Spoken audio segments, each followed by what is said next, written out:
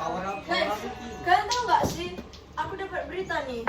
Jadi di sini Cina ngajuin proposal perdamaian antara konflik Ukraina dengan Rusia. Tapi selain itu juga Cina membahas hubungannya dengan Rusia sih. Di sini dapat di ini enggak sih? Jadi Cina itu emang berperan aktif juga dalam perdamaian dunia gitu. Nah, jadi Indonesia tuh berperan juga loh dalam perdamaian dunia. Kalian tahu nggak sih apa aja? Kalau Indonesia ada nama organisasinya itu Kontingen Garuda. Kontingen Garuda ini bertugas untuk perwakilan dari Indonesia sebagai perdamaian dunia, ikut serta dalam perdamaian dunia.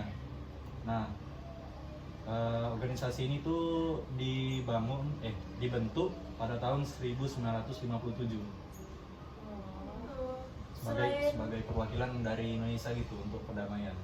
Selain dari misi Garuda atau kontingen Garuda ini ada lagi nggak sih peran Indonesia?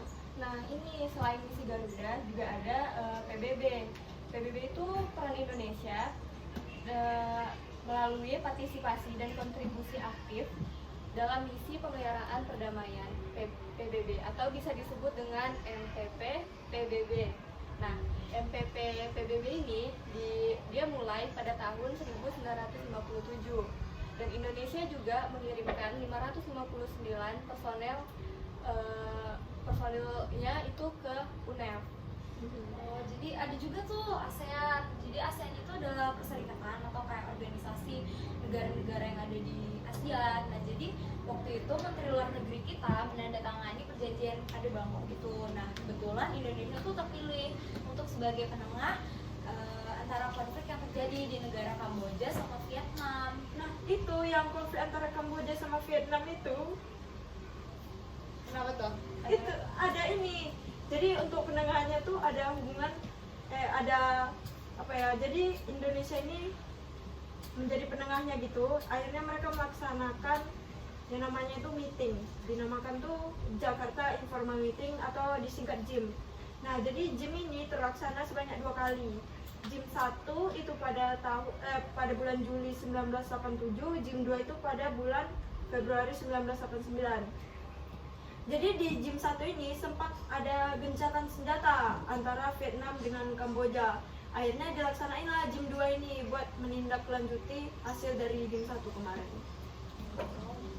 Pas zaman-zaman waktu masih fresh bom kemerdekaan itu pada tahun 1950-an, Indonesia tuh waktu itu juga aktif dalam salah satunya tuh Konferensi Asia Afrika. Nah, pada tanggal 27 Agustus 1953, salah satu upaya yang waktu itu mereka sampaikan itu adalah kan pada masa tahun 1950 itu kan ada masa-masa perang dinginnya. Nah, negara-negara Asia Afrika itu ada dampaknya juga, jadi mereka mau ngebebasin pengaruh-pengaruh dari perang dingin itu. Oh. Indonesia ini ada nggak sih ikut serta dalam hal-hal yang keagamaan gitu? Oh iya, ada. Indonesia berpartisipasi dalam organisasi konferensi Islam atau yang biasa disebut dengan OKI. Nah, OKI ini dilatar belakangi karena ada pembakaran Masjid Al-Aqsa yang dilakukan oleh Israel pada tanggal 21 Agustus tahun 1969. Nah, Indonesia ikut berperan dalam OKI ini, ikut menyelesaikan konflik antara pemerintah Filipina dengan Moro National Liberation Front atau MNLF. Indonesia ikut mendukung kemerdekaan Palestina Indonesia ikut mendukung kemerdekaan Palestina dengan ibu kotanya Yerusalem. Nah, Indonesia juga ikut menyelesaikan isu tentang Islamofobia. Banyak juga ya. Sorry ya, sebentar. Halo? Jadi, kenapa? Oh, rapat ya? Iya, bentar ya. Aku lagi di rumah Ayu ini. Oke. Guys, aku ini dulu ya. Ada rapat OSIS nih pas buat bulan Ramadan nanti. Kalian lanjut aja lagi, Mas. Hati-hati. Oke. Terima kasih.